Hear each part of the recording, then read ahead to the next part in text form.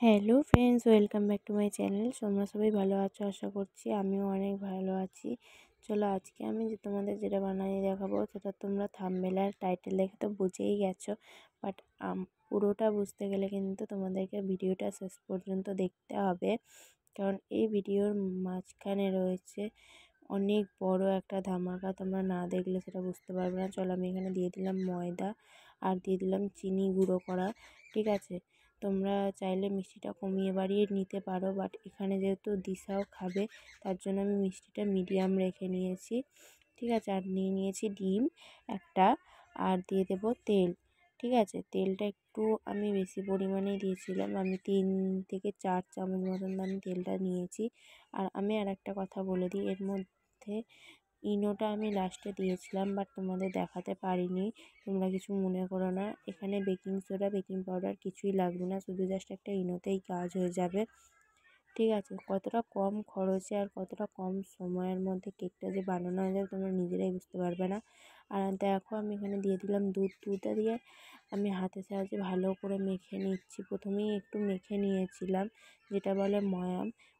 সবাই তো হয়তো জানো না যে কেকে ময়াম দিতে হয়, ঠিক আছে। কেকে ময়াম দিতে হয় না, কিন্তু এটা আমি দিয়েছি, আর জানি না কেন আমি এটা করার পরে অনেকটা ভালো রেজাল্ট পেয়েছি, তার জন্য আমি তোমাদেরকে দিয়ে দেখালাম।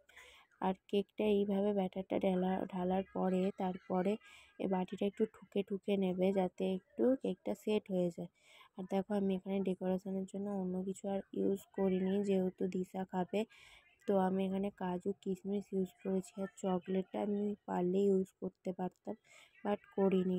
তো আমি এখানে কেকটা বানাতে থাকি। তোমরা সাবস্ক্রাইব করে বন্ধু হয়ে পাশে থেকো, প্লিজ একটা লাইক, চ্যানেলটাকে সাবস্ক্রাইব করে দিও, আর লাইক শেয়ার কমেন্ট করে দিও প্লিজ।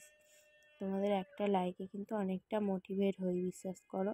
দেখো কেকটাকে কিন্তু আমি ছুরির সাহায্যে এইভাবে কেটে দিচ্ছি। আর হ্যাঁ, কেকটা আমি বসিয়েছিলাম গ্যাসের চুলায়, ঠিক আছে। আমি তো গ্যাসের চুলাতে বসালেও আমি একটু নুন নিয়ে নিয়েছিলাম কড়াইয়ের মধ্যে, আর একটা স্ট্যান্ডে করে বসিয়ে দিয়েছিলাম।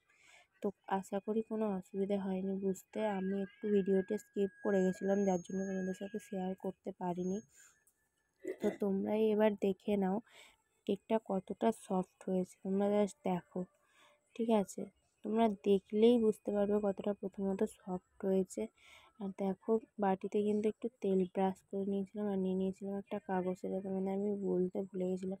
দেখো কেকটা আমি তোমাদেরকে চারিদিক থেকে করে দেখাচ্ছি একটাই কারণে, যে কেকটা এতটা সফট হবে আমি নিজেও বুঝতে পারিনি। চলো দেখা হচ্ছে নেক্সট ভিডিওতে, টাটা।